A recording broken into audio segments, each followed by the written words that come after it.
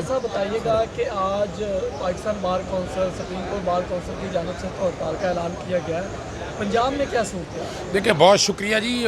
آپ نے سارا یہاں دیکھ لیا ہے. عدالتیں کھلی ہوئی ہیں، انصاف مل رہا ہے، بٹ رہا ہے.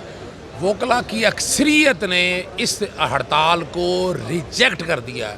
یہ ہڑتال کا مقصد نہ تو قانون میں گنجائش ہے، نہ آئین میں کوئی گنجائش ہے. یعنی اگر ہم لٹیگنٹ کے حوالے انصاف کے اصول کے عرصے سے جنگ لڑ رہے ہیں کہ ہڑتال کے ساتھ ہم لوگ نہیں ہیں. وکیلوں کا کوئی کام نہیں، اور خاص طور پر ججوں کے لیے کس بات کی ہڑتال کریں ہم. وکیلوں کا کوئی کام نہیں ہے ججوں کے لیے ہڑتال کرنا.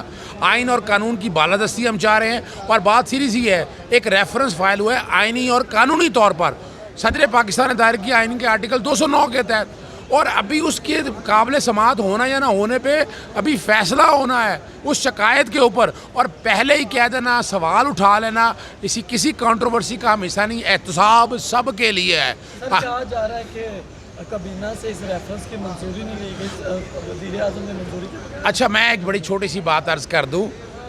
کابینہ کی کوئی ضرورت نہیں سارے مسئلے کے لیے. ایک درخواست دینی ہے. یہ کوئی پالیسی میٹر نہیں ہے، یہ کوئی قانون سازی نہیں ہے.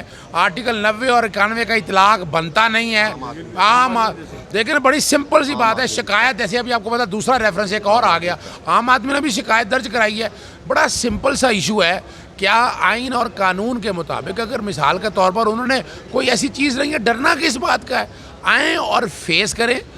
اگر ہم چاہتے ہیں نا، یعنی یہ افتخار چودھری اور جو ایجنڈا لے کر چل رہے ہیں نا افتخار چوہدری صاحب، جو پچھلے دنوں سے موومنٹ چلانا چاہتے ہیں، قوم کو سمجھ جانا چاہیے کہ پیچھے کنسپریسی کیا ہے. افتخار چوہدری صاحب یا ان کے کچھ آس پاس لوگ جو ہیں وہ کیا چاہتے ہیں اس ملک کو خدا را ڈیسٹیبلائز نہ کرنے کی طرف نہ لے کے جائے. آئین اور قانون کے مطابق ریفرنس آیا ہے. ریفرنس اگر قابل سماعت ہوگا تو پروسیڈنگ شروع ہو گئی. اور جو چیزیں چھپائی، جسٹس فاروق عرفان صاحب نے کیا قصور تھا، ان کے بھی حوالے سے معاملہ تھا. اور بار نے کوئی اس معاملے میں انٹرفیئر نہیں کیا، اور نہ بار اب انٹرفیئر کرے گی.